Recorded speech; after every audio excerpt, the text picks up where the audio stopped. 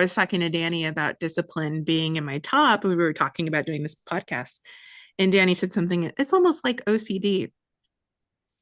And I have been diagnosed with OCD. And so, okay. And so when you said Same. that, okay.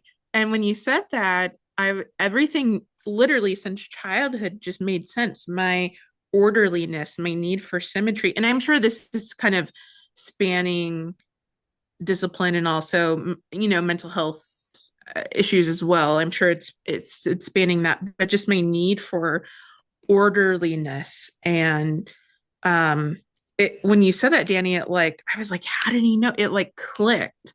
And Mhm. I can talk about that. I'm happy to And I'm share. sure not everybody, obviously, with discipline will have be diagnosed with OCD, or Right. maybe even the vice versa. The vice versa, I would bet there's a even like people with OCD, if you were to give them the strengths finder, I wonder a lot of them I would bet have it higher than not.